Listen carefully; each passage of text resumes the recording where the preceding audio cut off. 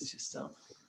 Good. Welcome, everyone. We have started. There is an audience there. I am sure there'll be a few more people joining in a minute. Thank you. My name is Ben. I am proud owner of our bookshop in Tring. We're joined for an evening of historical fiction, which is, I say an evening, an hour of historical fiction.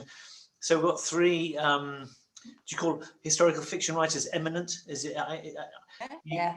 Eminent. We can all, let's all be eminent for this evening anyway. So Frances, who wrote The Smallest Man, was our book of the month in January, and she's very kindly offered to host this event. And we have Andrew and Miranda, both of whom we're here to talk about their books. So without further ado, I'm gonna stay here. I'm going to be corralling questions from you all, please. So there is a Q&A function along the bottom. I'm sure you can all see it if you roll your cursor over the screen. You can see a Q&A function. Please fill that in. Please get involved.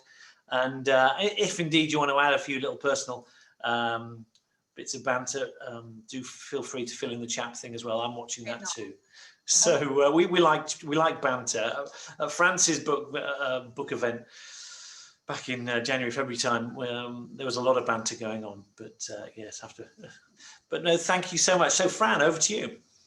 Okay, well, since it's an evening of historical fiction, I thought I would ask you both first, why historical fiction? Because Andrew, if we start with you, your first novels weren't historical, were they? So what made you make the change? I suppose the main reason was I had an idea for one. I had the idea for a book about Edgar Allan Poe as a boy. As a boy, he spent 4 or 5 years of his life in England. And the idea of Poe, in fact, Jane Austen's London, seemed such an absurd collocation of personalities that I thought, well, I have to write a crime novel about it. And it just went on from there. And having once delved into the past, I seem to have stayed there. And is that, will you always stay there, or? I think I'm very happy there. I think I'm a bit of a historian monkey, although not a proper historian like Miranda. I'm more of the sort of, I'm more lightweight than that. But I do find it fascinating to explore not just the possible crimes of other times, and certainly not the clothes and the houses, but what really interests me is the other mindsets of people, that the psychological baggage they carried around was not the same as the psychological baggage we carry on. That's the interesting bit for me. And Miranda, as Andrew said, you are a historian. So why historical fiction? Why not write a history book?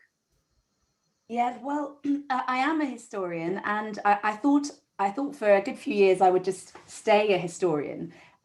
But actually, it was when I started looking at and working on the women in Cromwell's family that I had the idea to write about them as a novelist. And it was mostly because they only really ever appear at the margins of the sources and the historical accounts and the history books that we have. And yet their lives, their lives as the family of Oliver Cromwell were so central to his life and his rule, that, you know, I really wanted to recreate that experience very personally. And I'd always loved historical fiction as a child. I mean, absolutely devoured it, you know, Sharp and Bernard Cornwell, Philippa Gregory, Flashman, Hornblower, everything. And I think also as a historian, I'm sure my supervisors would say this, I always had a dramatic streak in my writing. I was often pulled up for it when I was trying to write something sort of serious and dry and academic. And I'd open a paragraph with, you know, 5 nameless cloaked horsemen rode across to the castle. But in fairness, as I always defended myself to my supervisors, this period is so dramatic. So, you know, it deserves to be told in an exciting and dramatic way. And what made you start with Frances Cromwell? Why her? Because you said you were looking at all the women. She leapt off the page for me, I have to say, immediately. When I realised that, so she was the youngest of all of Oliver and Elizabeth Cromwell's 9 children, and quite a lot younger. She and her older sister Mary were a pair of daughters who were very much an afterthought. They were 5 years younger than all the other siblings, so they were almost a second family for the Cromwells. And Frances is 14 or so when her father becomes effectively head of state. And remember, this is a man who at his lowest ebb was nothing more than a tenant farmer. So this family goes on this extraordinary journey from rural obscurity in East Anglia to the royal palaces of Hampton Court and Whitehall. And when I realized that Frances, because she was young, a teenager and very eligible, that her marital status, her marriageability became very closely bound up to the central political question of her father's rule, namely whether he would become king, I realized I had a brilliant plot that was kind of political, but also personal. And also Frances herself is really fun. She really comes alive in the few sources and letters we do have from her. She was really loyal, really determined, very passionate, a great flirt. And she's the youngest of her sisters, and I'm the youngest of 3 sisters. So I felt I could channel all my experience and aggro through her. What kind of sources are there, direct sources about her? Not as many as I wish there were. We do have some letters. We have letters between her and her siblings, mostly later on in her life, but enough to get a sense of her personality. And then also, she appears in the historical record, other people's correspondence, diaries, etc., when her private life, sort of touches the political. So she, without giving away the plot too much, she has ideas of her own as to who she should fall in love with and who she should marry, and that causes a bit of a scandal at the court, and a lot of people comment on that. So we know enough about her. We know what she was doing, who she married, when, where she was living. We know a bit about her personality from her correspondence, and we have a couple of beautiful portraits of her too, so we know what she looked like. And that for me felt like the starting point for fiction, rather than trying to scrape that together into a very thin history, which would have frustrated me. I would have always been saying in the history, well, I assume that she did this or did that or felt this or felt that. And I preferred the idea of just being a bit bolder and recreating her totally. Yeah. So the portrait that's mentioned in the book, yeah, that exists? It does. It's a real portrait. You can see it on my website or on my Twitter page, and it's a beautiful portrait. And she's dressed in this very beautiful fine satins and silks, pearls around her neck. She's holding a dove. She's got this beautiful hair arrangement. And really, if you look at the portraits of her and her family and her sisters, you would not imagine that they were the Cromwells that we think of as the Cromwells. They're not dour, black-coated, stiff, starch-collared Puritans. Her portrait could hang in a gallery of Restoration beauties easily. Mm. And Andrew, you also feature real historical figures in your book, don't you? What's the challenges of incorporating real people into made-up stories? Well, I suppose the obvious one is that it's so easy to make a mistake, isn't it, or to get something wrong. And there are, as I know from experience, hundreds and hundreds of readers out there who are only too happy to email you or write to you and say, did you know that there were no hobnails on the boots of Oliver Cromwell's shoes? It's that sort of thing. What I like is characters where there are gaps in the record, because then you can make things up more safely. So in a way, the fewer facts, the better, which meant Richard Cromwell, the son of Oliver, who became the second and last protector, was the ideal subject for me, because although his years in the court of his father and as the last protector, he was only the Lord Protector for eight months, are very well covered in terms of the public life. Anyway, the private life is much less well covered. And of course, after the Restoration, there's this glorious period where for nearly 20 years, he vanishes almost entirely from the historical record. However, Miranda has very kindly summarized the key what little key evidence we have about Richard Cromwell's life after the Restoration. And her article, which she wrote for Cromwelliana, the Journal of the Cromwell Association, was my main resource, I think, for Richard Cromwell. Jolly useful. Thank you, Miranda. I'm glad to do it in person. So Oh, my pleasure. So yeah, it was the ideal subject, and he is such a fascinating subject. Here is a man who, in all but name, was King of England for 8 months, and yet suddenly, at the Restoration, he vanishes into almost complete obscurity, and yet he was still potentially a very significant political figure, particularly as a figurehead around which the dissent, those who didn't like the restored monarchy, could coalesce, which is the germ of the plot of my book, of course. Yeah, it's interesting because obviously you both feature him, and obviously with historical fiction, one of the things you can do is take a position on what the person was like and whether you like them, in perhaps the way a historian might have to give both sides of the story. You don't really need to. And I get the impression, Miranda, you liked him a lot more than Andrew did. So Miranda defend him, and then Andrew can knock him down. That's a really good question, and yeah, I totally agree with everything Andrew said. He is so fascinating, and I want to write more books about him because, as you say, he had this brief exposure to huge power, and only in his early 30s, and then off he goes for all these decades of lonely exile, living under false names and with never enough money. But I think, as speaking with my historian hat on, there's been quite a reassessment and a rehabilitation of Richard by historians in recent years. And actually, we have found that the idea that he was called, tumble down Dick because he was hopeless, and that is an idea that is very powerfully connected to the Restoration propaganda, which we still, exist with today.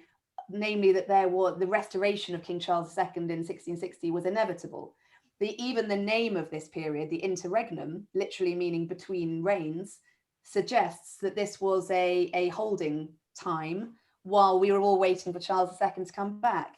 And actually, at the height of the Protectorate in 57 and 58, and even in the early months of Richard's reign, the Cromwell family looked very powerful, and Richard's succession from Oliver was enormously smooth. So Charles II's key advisor in exile, the future Charles II, Edward Hyde, and a lot of his court were terribly depressed when Richard succeeded Oliver, because no one batted an eyelid. It was so smooth. He said it was sort of the smoothest succession in centuries, from effectively monarch to monarch. And Richard, was really quite capable, actually, and managed pretty well for the first few months. And, there was even an idea that although he didn't inspire the loyalty and the love, particularly in the army, that his father Oliver did, conversely, he hadn't annoyed and upset as many people as his father had. So actually, and he had a lot of powerful parliamentarian, civilian advisors around him, men like John Thurlow, Edward Montagu, who were really there to prop him up and to help him and to advise him. But unfortunately, he is pulled down in a coup by his own relations, his own brother-in-law and his own uncle, who are prominent army leaders. So there was nothing inevitable, really, about Richard's fall. And Andrew, I don't think you liked him as much as Miranda likes him. Oh, I wouldn't say that. I just think he's a flawed individual, like all of us. But what I would say is, I thought as the Lord Protector, he did an incredibly good job given the obstacles in his way, and he had two enormous ones, which, as Miranda said, was he lacked the wholehearted support of the army. Yeah. What kind of life did Richard Cromwell go on to have afterwards? I'll ask Miranda that, because I think Andrew's frozen. Oh, I think Andrew may be back. I'm back. Can you hear me? Yeah. Sorry, you froze for a minute. Just So that was, I was, what kind of life did Richard go on to have afterwards? After he obviously ceased from power. are you asking me or Miranda? Yeah, Andrew, sorry. Yeah. Right. Well, the other issue that affected him both before and after the Restoration was one of money. The Protectorate was hugely in debt, not least for absurd colonial ambitions. That meant the army couldn't be paid. That weakened his regime, but also it meant that he, as a private individual, funded a lot of the display of the Protectorate. So he was heavily in debt by the time of the Restoration. That was the mechanism that drove him abroad into exile, not because King Charles wanted him executed. So that in itself is quite interesting. He was forced into exile because of debt incurred for when he'd been Lord Protector. And then he just vanishes into the continent somewhere. Yeah. I do quite like him, actually. To be honest, Fran. I know. It's a bit of a slime ball, to be honest. Sorry? Comes across as a bit of a slime ball in your book. Well, I think if you, in his position, you'd have to be a bit of a slime ball in order to survive. I think he learned how to hold his tongue for a start. And his life was very precarious, wasn't it? And I think that's what comes across to me as the Richard in your book, Andrew, is not that you don't like him, I agree, but that he's a poignant figure, isn't he? And he is very insecure. And he has this very, very strange life, which nobody else had, and none of us can imagine. I mean, imagine, as you said earlier, a former, effectively king, just living as an ordinary private citizen under a false name and drifting around. He doesn't see his wife ever again when he goes into exile. He doesn't come back for 20 years, and by that time she's died. And he doesn't actually see his daughters in person for about 30 years. So it's a terribly sad story, and all of that for a brief 8 months in power when he's, about 30 years old, and then he lives for about another 50 or 60 years, lives this extraordinary shadowy life. Terribly sad. And the funny thing was that you, in that later life, when once he comes back to England, that begins coming back in the 1680s, I think, doesn't he? And settles a few years later. Once he is back, it becomes quite clear his ambitions are very modest. He just wants the life of a country gentleman. He wants to be able to ride and shoot and fish and read his books and go to church or chapel or whatever. He's not, I don't think he ever wanted to rule a country. He's a man who his father, domineering father there, I think, forced him into a role he didn't want. He did it as well as he could, which was pretty good. And then he paid the price for his father's rash decisions. And the other thing I would say in agreement with that, Andrew, is to take the story back to the beginning, back into the 30s and 40s. Richard is Oliver's third son. Oliver loses his two older boys as men. The first one dies as a teenager away at school, probably of smallpox, maybe age 17 or so. And the second one dies in 1644 in the war, fighting for Parliament, again probably in his early 20s. So Richard never even expected to be his father's heir when his father was just a minor country gentleman, let alone heir to a throne. Yeah. Obviously, with talking about both Frances and talking about Richard, you've both said there are gaps, and as you say, Andrew, we don't know anything about what happened to Richard really in those years. And with Frances, there are gaps in her story. Do you have a rule about gaps? Because mine with The Smallest Man was, it doesn't have to be documented that it happened, but on the basis of what we do know, it has to be feasible that it could have happened. That was kind of my rule. Do you both have a rule, anything like that, where you need to fill a gap? Or you need to make up something that didn't happen? A little bit like that. I definitely don't like to put real people in places where we know that they weren't.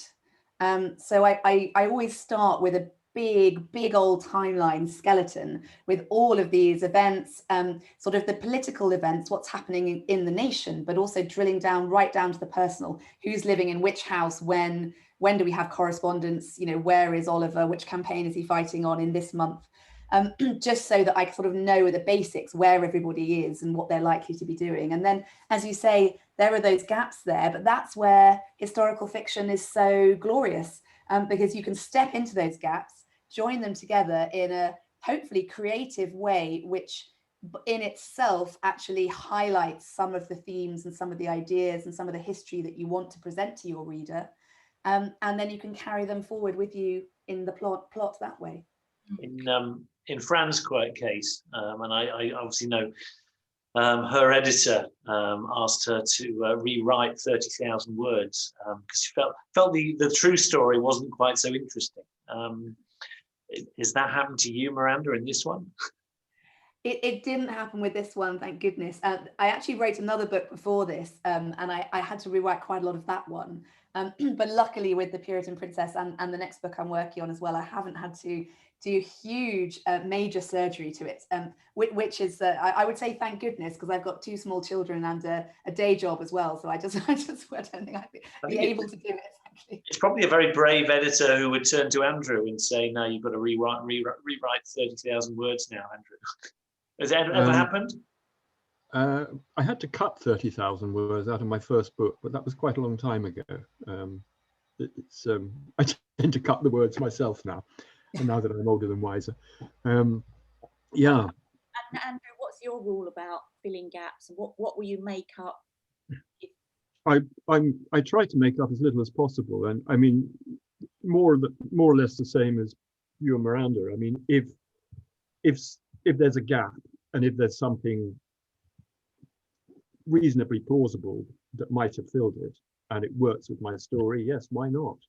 But I never deliberately falsify anything of any importance, or indeed anything that I can avoid falsifying. I mean, I think it's very, well, when even a novelist, I think, has a contract with the reader, and you've got to construct a sort of framework that is solid enough for them to trust you.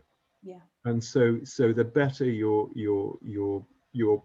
the more your respect for the historical sources, the more authentic that framework will feel, and the better your story will work, and the more your readers will trust you and turn the page.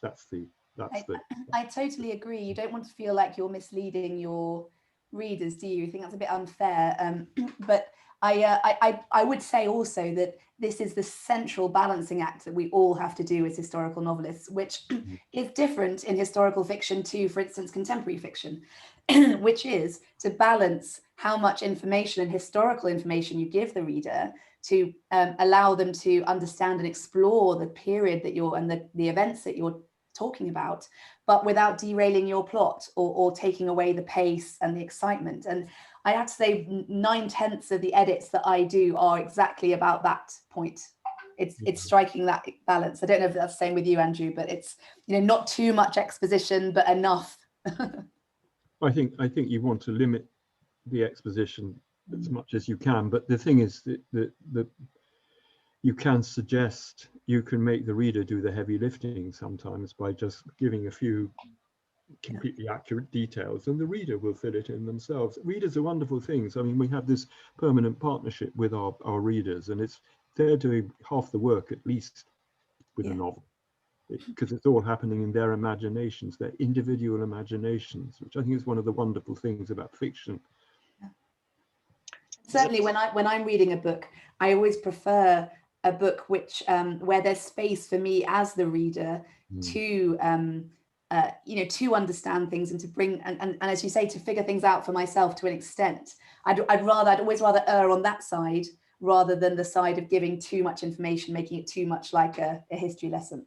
So I've got a question from Leonora Natras. I think actually I feel as though Miranda's already kind of answered the question in many ways. How do you all approach using real historical figures as characters? So I think it's being as true to the original character as you can be, to a degree. And I know, Miranda, you mentioned looking through letters and what have you. Andrew, how do you do that? Is it the same sort of process? I think any historical character that we see as a biographer sees him or her or a historian, the reader sees from the outside. But if we historical novelists have this wonderful, delightful ability to look out through the eyes of those characters themselves rather than seeing them from the inside. We can inhabit their minds. That's I suppose the big difference, and we can see how people who were living at the same time as them reacted to them in their day-to-day interactions. So it's a much more intimate and personal knowledge than the historian or even the biographer, I would argue, has.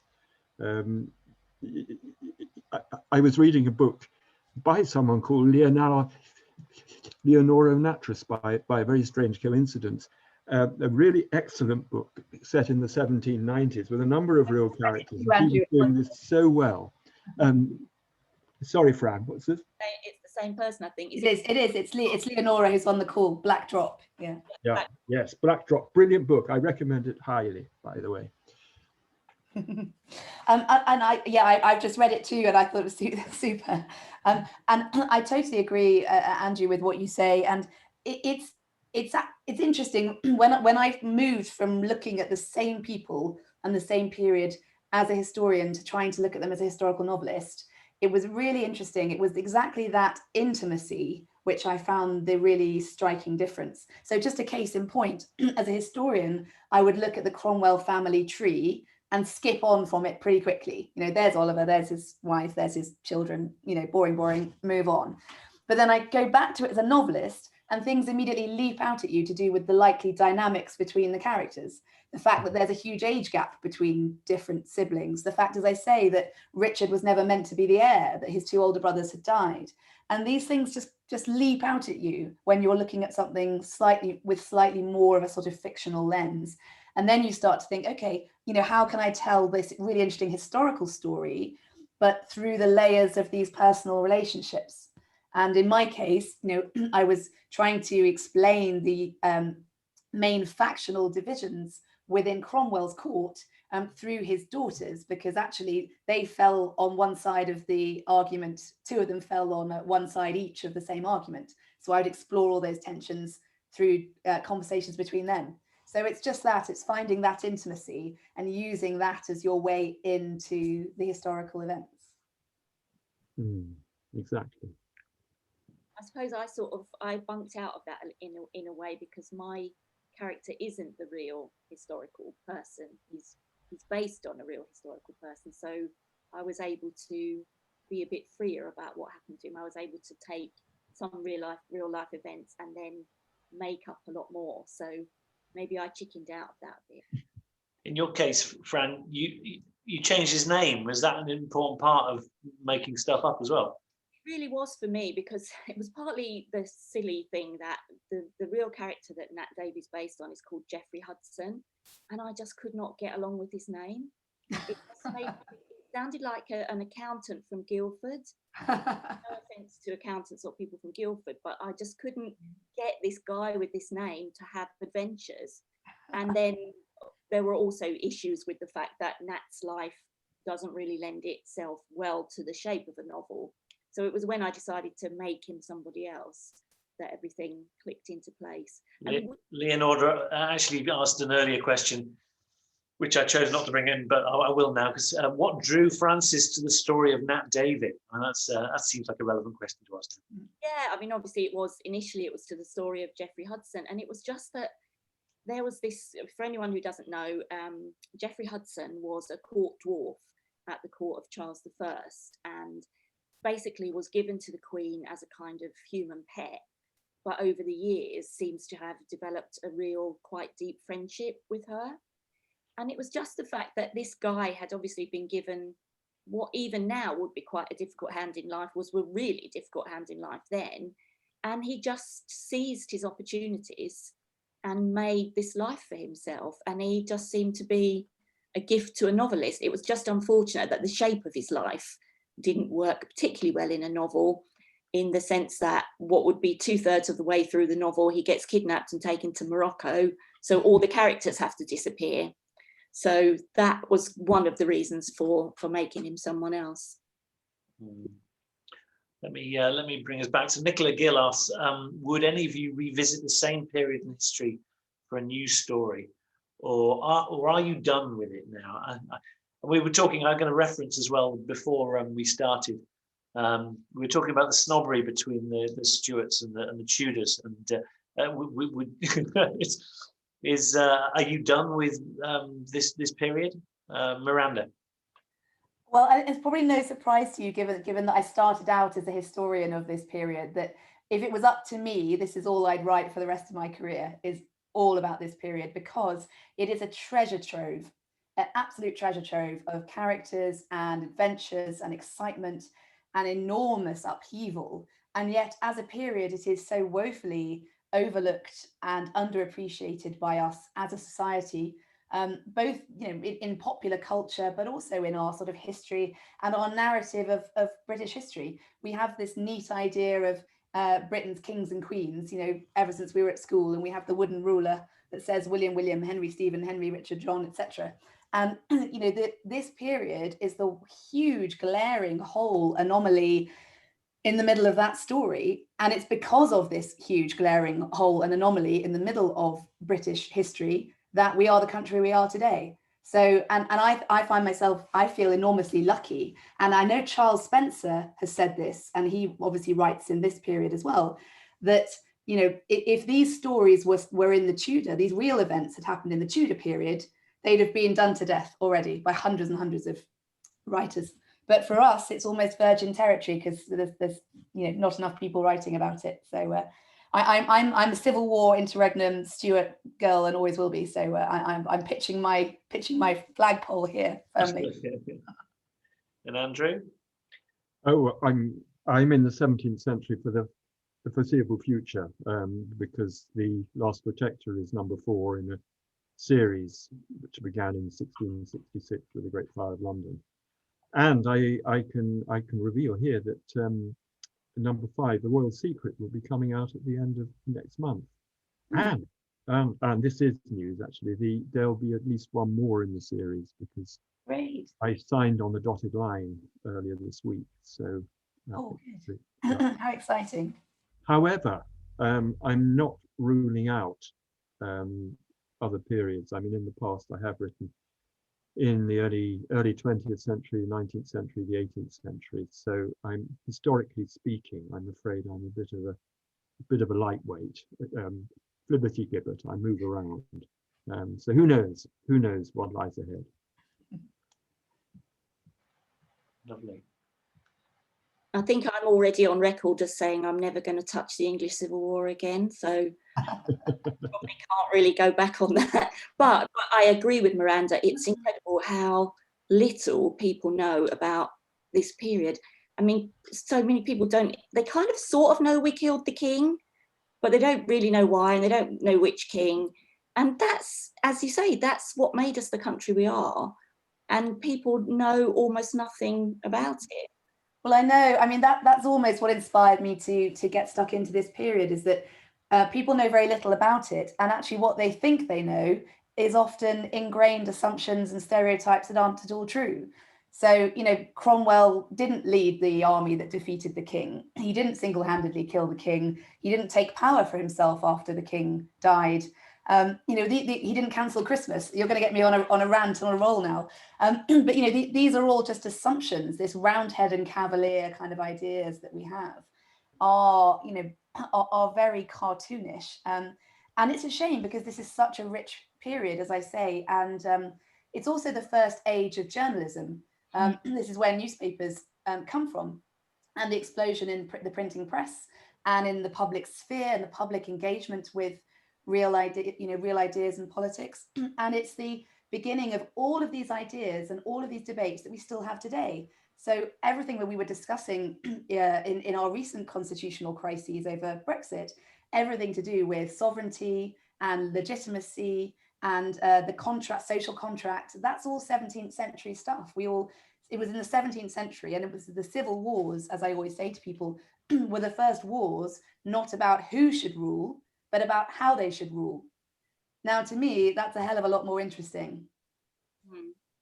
Yeah, I must admit, I didn't know very much about the Protectorate before I read your book, both the books actually. And I had also bought into the, nasty, stern Oliver Cromwell. And there you've got him running around playing practical jokes on the family, having the Council of State with the granddaughter on his knee.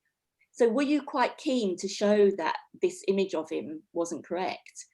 Yes, hugely keen. I have to admit to having a massive, that being a huge motivation for me. This book has a real agenda, which is that to try and take that Cromwell, who is very well known in academic circles, and take him into popular discussions, where, as you say, that's fun-loving Cromwell, who dressed beautifully, who loved his friends and family, who liked to hunt and to hawk, listened to music, took piano lessons, drank, played practical jokes, sat around surrounded by beautiful tapestries and classical statues.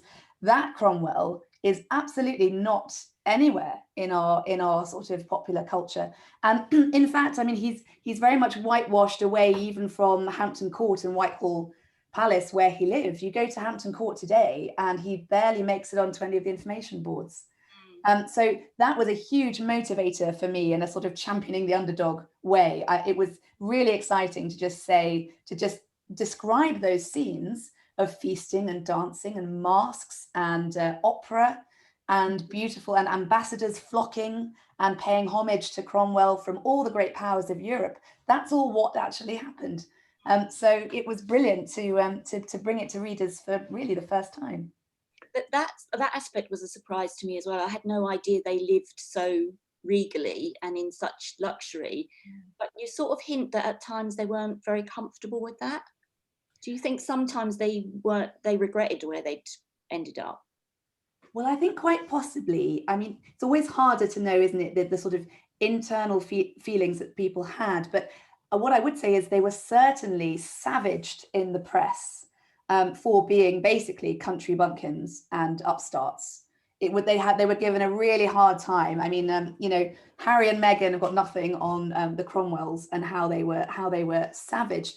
And so Mrs. Cromwell, the Lady Protectress Elizabeth, she was often called Joan, which was a sort of slur, a sort of a prostitute sort of name for someone who was quite common and walked the streets. It was reputed she kept a dairy farm in St James's Park, which she didn't do. She was meant to be this sort of a homely kind of fish out of water, and the poor Cromwell family, who had come from nothing, and not really by their own choice. I mean, they hadn't fought or striven to take this power. It had just somehow really accidentally become theirs. And they're lambasted for being ordinary, really, and common. And so I thought that would be a really interesting thing to explore, that these people were not raised to this status. I mean, most royal people are raised as children. They're raised as members of the royal family. Charles I would always have known what to do, always had people dressing him, waiting on him. So I loved exploring the idea of these ordinary people who, perhaps when they were stressed or upset, the mask would slip and they'd start serving each other drinks, or picking up something when they dropped it, or banking up the fire, or opening a door for themselves, which a true royal never would do. So there's a lot of fun, dramatic tension to be had there, I thought. We get questions are quite, they're quite apt. They're covering things that you're talking about. So clearly the audience are very in tune with this. It's very good. Margaret asks, I can see parallels between Richard Cromwell and Prince Harry. Can you project yourself several centuries forward? How would you approach a story about him? Would you like to write such a book? Andrew, is that something that would interest you? Well, I'm still grappling with that idea of comparing the two. It's a very interesting idea, actually. I suppose Richard Cromwell and Harry, the parallel comes once once Richard Cromwell lost all these trappings of power and status, presumably he felt he had to somehow find a way to reinvent himself, as Harry is doing, and that I guess is the connection between the two. In some ways, I think it would have been harder. Well, it is harder for Harry, because I mean he's not known anything until now in his life other than being a member of the central royal family. He's, as you were saying, Miranda, he's sort of grown up in this strange, curious world.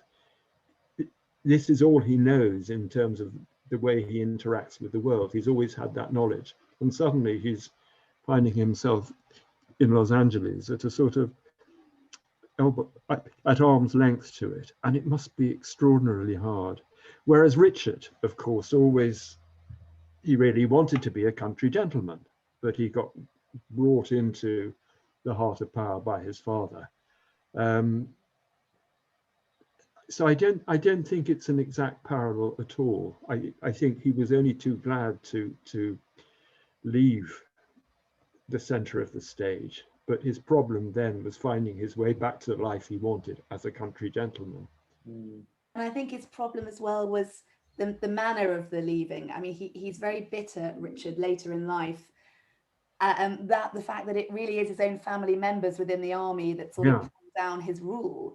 And then the other, hugely, really crazy aspect of all of this, and I say it's basically the biggest own goal in British history, because the army leaders pull down Richard, pull down the Protectorate, and then I won't go into what happens in 1659 because it is so complicated.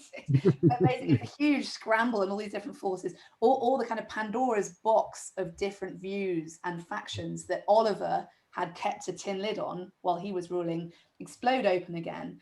And then they end up with the Stuart family coming back in 1660, which is the last thing that those army leaders who pulled down Richard would have wanted. So there's a huge sort of hubris, and it's Shakespearean sort of tragedy. And I would say just briefly on the Harry and Meghan point that what does interest me is how timeless these ideas that we have about monarchy are. I mean, you can always find parallels, can't you? So what Harry and Meghan were saying about the not wishing to blame the Queen, but blaming her advisors, the men in the grey suits who run affairs at the palace. I mean, I don't know about you, Fran, but I was immediately taken back to don't blame Charles I, blame his advisors, blame the Earl of Strafford, blame the Duke of Buckingham. It's that same idea, isn't it? That we protect the central figure, and actually it's the evil counsellors around them who are the problem. Well, and also in the case of Charles, his wife, oh yeah, in a way, attitudes to women coming into the royal family, absolutely. She's in a way the Meghan of her day, really. Totally. She was hated. She had the placards and all the rest of it, and in a way, in that similar, slightly xenophobic way. I think there are quite a lot of parallels there. But obviously, the difference is Meghan has got the support of a loving husband. Poor Henrietta Maria didn't have anything of the sort, at least in the beginning. So the debate's over whether we dislike French or French or Americans more. Don't want to get it. I would say the Americans love this period, so that's nice. There's a wonderful anecdote of John Adams and Thomas Jefferson coming over to England on a sort of pilgrimage, and they go to see various English Civil War battle sites. And John Adams writes in his diary, this is a site of pilgrimage. All Englishmen should climb this hill once a year and give thanks for this incredible victory for the parliamentarians. So the Americans, certainly think that this is a more important period than we necessarily think ourselves. Sorry, it's massive tangent. Yeah. Can I ask Andrew, your plots, the mystery element of your stories, they're unlike some historical mysteries. They never feel to me as though they're sort of bolted onto the period. They arise out of the events. So when you're planning a book, which comes first, the events or the mystery? Well, it's the events, I guess. It's always the setting in some shape or form. you know, first the broader setting in terms of the period, but that also I know once I've got that, I just look at what's happening and in that particular time frame, and the events, the real events, come up and allow me to find a story in there about individuals. Some of them real, some of them not. I mean, I don't actually plan as much as I ought to. I have to admit, I tend to let these things evolve. I'm a great believer in the organic method rather than anything too formulaic or structured. So does that mean you have a lot of tidying up to do after the first draft, or how does that work? Well, I think every author I know has a lot of tidying up to do after the first draft. I'm not actually sure I have more to do than most other authors I know. You know, it's part of being an author. You don't just write a book, you rewrite it, and then you write it again and rewrite it again, and then your editor tells you what they don't like, and so on. You know, it's a process, isn't it?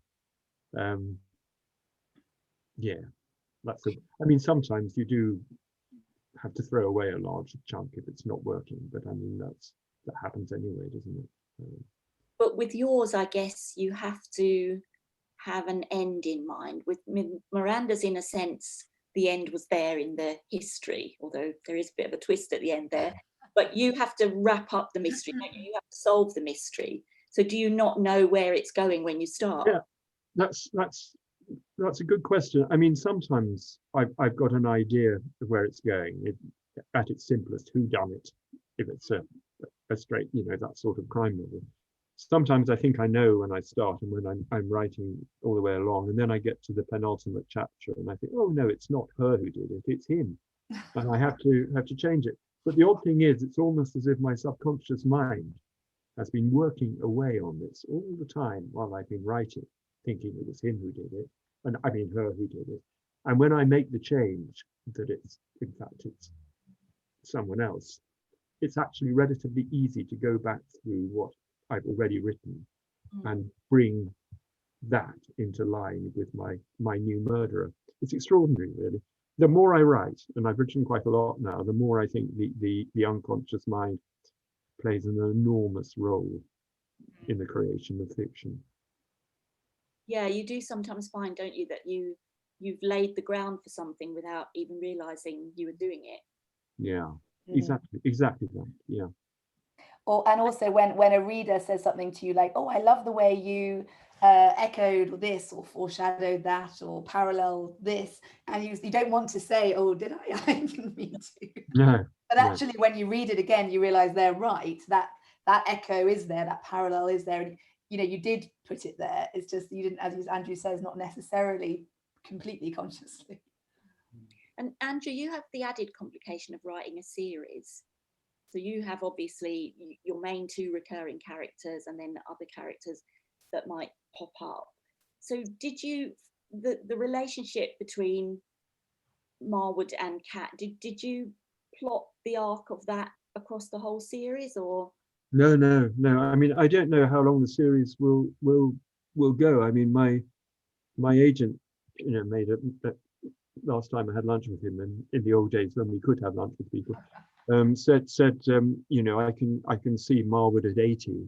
You know, maybe you should murder Marwood when he's 80. And we sort of made up a storyline involving St. Paul's Church and a fall, you know, a terrible fall. But I doubt it will get that far. But I certainly haven't an overall arc for it. I let it evolve. I mean, I think with fiction, you get to know, the author gets to know their characters as well as the reader. And the way you get to know them is the way you get to know a person in real life, by interacting with them, by hearing what they say, understanding what they think, what they do. And in the same way with your own characters, you get to know them. I'm very suspicious of anyone who claims they've planned a character before they even start writing, because that surely is the way to create a dead character. Exactly. Yeah. how do you keep track of what's happened in the previous books? I imagine you must have walls of files about, you know, when people's birthdays are and who had the dog. Do you have to do it? Yeah, you have to do that. You have to. I've got computers are wonderful for this. Obviously, I mean, it makes it so easy, really. But I've got a file for characters and for settings, locations, that sort of thing.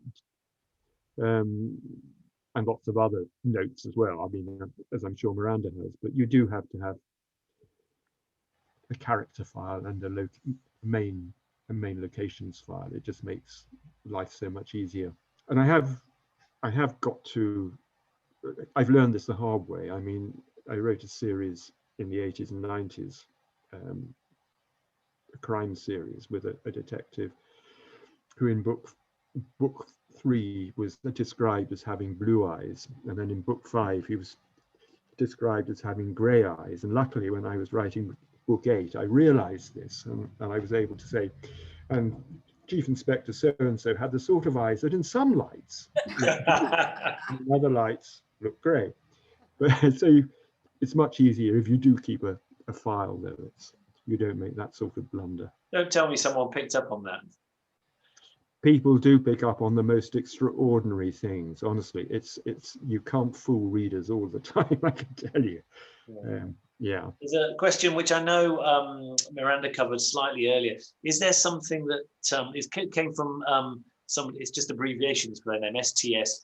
Is there something that stands out to you from your research that gave you a real insight into the human side of a historical figure? And Miranda, you mentioned the sitting in the garden bouncing a child on is it Richard's knee or something?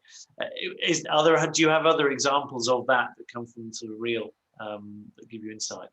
Yeah, well, I can think of one, for instance, which is, and again, I won't give away too much of the plot, but one of my central pair of sisters, they both get married about halfway through the book, and at the wedding of the second one, Mary, there's a mask performed, and similarly at Frances's wedding a week before, there's also a mask performed.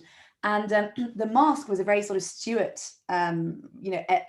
extravagant kind of affair, so very un-Cromwellian, but they're brought back for these weddings. But in the mask, Frances performs herself in the mask at her wedding, and she dresses as the goddess Venus, which is quite extraordinary. And it's all set to music by various people like Andrew Marvell and and various others. And then her sister Mary's wedding, there's also a mask at which Oliver himself, we think, performed as a god, as the god Jove, which again is an amazing idea. And there's another great fun part, which is that I think it was Andrew Marvell wrote the lyrics for that mask, and there's an in-joke hidden in the text of the mask about Mary's sister Frances, my Puritan princess, about her own possible lapse in terms of possibly sleeping with somebody before they were married. That's actually slipped into Marvell's words, and it's not me that's made this up. That literary critics read this and think that that's the case. So you've suddenly got this scene of Cromwell on stage. His daughter, one daughter's just got married, the other daughter's wedding. There's an in-joke about one of the daughters being a bit naughty, and I just thought, gosh, that's amazing. That is a world we would not associate with the Cromwells. Is there anything you can think of, Andrew, from all your research in the past? Oh, yeah. I mean, Richard Cromwell, when he's in exile, we have a few of the letters he wrote home. Not many. He must have written many, many more, but we have a few. And there's one that really touched me. His wife is very ill, and he's recommending these extraordinary patent medicines. Has she tried this one? Has she tried that? And you can see the poor chap. He's so anxious about his beloved wife, and she's hundreds and hundreds of miles away. He can't go and see her, but he's writing to his daughter and saying, have you tried these sort of quite bizarre remedies to our our eyes. It's And woodlice or something, isn't it? It's something like that. I mean, I wish I looked it up before this talk, but it is so. You can see the man's love for his wife, very, very, very rarely at that, and yet it brings him down to our level somehow. You know, we've all recommended people. Surely you've tried turmeric tea. You know, I'm thinking, it's that sort of thing. It's my mind suddenly slips to Trump talking about bleach. I don't know. Yes. I think I also noticed in your book, Andrew, and it really pleased me that you really captured the loving relationships within the Cromwell family. And in your book, it's Richard and his daughter. Yeah. And that's also, you know, one of the reasons I find them so interesting and appealing is exactly that. They are terribly devoted to each other. They all have nicknames for each other. They all love each other. They all express their love for each other endlessly in all of their letters. It's very touching, really.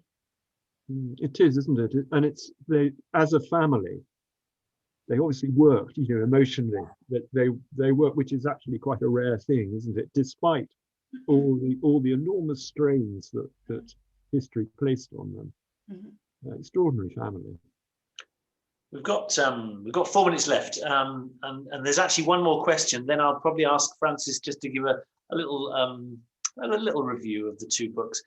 Maxine's question deals with I love the covers. It's to do with cover design. Covers of both your books. How much say did you each have in terms of the choices and decisions on these? And I have to say, Frances, you've got a gorgeous cover as well, so I think we've got to include you all of this. So, Andrew, do you have any say in your covers? Yeah, I must say my publisher is very good about consulting me, and in the case of this series, they generally ask me to come up with an image, a contemporary image, that I think might be worth adapting. And then there's a graphic designer named Andrew Davidson, who's he's an artist as well. He's extraordinarily clever, and he will take this and do something beautiful with it. I've been very lucky with that. The covers have been great, and I've been able to work both with the editor, the art editor, the designer, the publisher, and with the artist as well. So I've been lucky on that one. Miranda, how about you? Yeah, well, I've been very lucky too, and I agree. I mean, you know, I get consulted, so I get a sort of first draft and have a look at it, and you know, could say if I, you know, a few little details. Yes, I gave some major input onto the exact crown that is used. The first crown they suggested was a bit too medieval, and I said, oh, it needs to be a little bit different. But I absolutely love the cover, and I can reveal, I don't have it here to show you, but my next book, which is a prequel to The Puritan Princess, looks very similar. It's called The Rebel Daughter, and it's a russet tawny kind of color, which I really wanted to echo the parliamentarian soldiers and what they look like in the 1640s, whereas the Puritan Princess is a very royal kind of color blue. So there's a lot of fun to be had, isn't there, in the covers? It's amazing to see them come to life before your eyes. Brilliant. Frances, you know, I said when we did the book launch how much I loved your book cover. It's just gorgeous. And remind us how you got involved in the book cover. Or not very much. I mean, I think as a debut, you don't get very much say. You do, as Miranda says, you get consulted, but there is a slight hint of, you generally get an email that goes something like, we really love this and hope you do too. And the subtext is, just try turning this oil tanker around. But having said that, I loved my cover, so I've got no complaints. It's lovely. It's a work of art, absolutely lovely. Lovely. Listen, we've got a minute left, so can I hand over to Frances just to make a couple of closing comments about both books, how much you love them? Yeah, I'm just gonna, because we have only got a minute left, I'm just gonna say they are fabulous historical fiction, very, very different stories, but what they have in common is that you will feel you were there with those people. You will smell what they can smell, you will see what they can see, particularly with Miranda's, you will feel as though you're wearing their clothes. So if you love historical fiction, pick them both up. Brilliant, brilliant. Andrew, thank you very much for your time this evening. It's been an honour to meet you.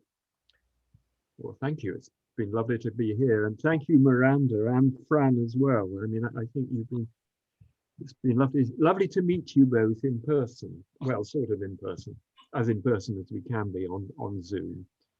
And I look forward very much to your next books as well. Yes. And Miranda, thank you so much for your time as well. And what's next in both of your worlds? Can you give a concise answer on that, Miranda? The Rebel Daughter, which comes out on the 2nd of September and takes the Cromwell family actually back in time a decade to the 1640s. And we explore the civil wars and the trial and execution of Charles I, but this time through the eyes of Bridget, who is the oldest daughter of Oliver Cromwell, and a very, very different woman to Frances, with a very different political viewpoint. Fantastic. And Andrew, I think you what are your, I think you uttered it earlier, but what are your next? Well, my next one is to be published, which is coming out end of next month. The Royal Secret, which is about the secret treaty of Dover. But the one I'm planning is as yet unknown, but I think a royal mistress may come into it. Ooh, lovely. And Frances, I know, I remember what you told us you're working on. Tell the audience.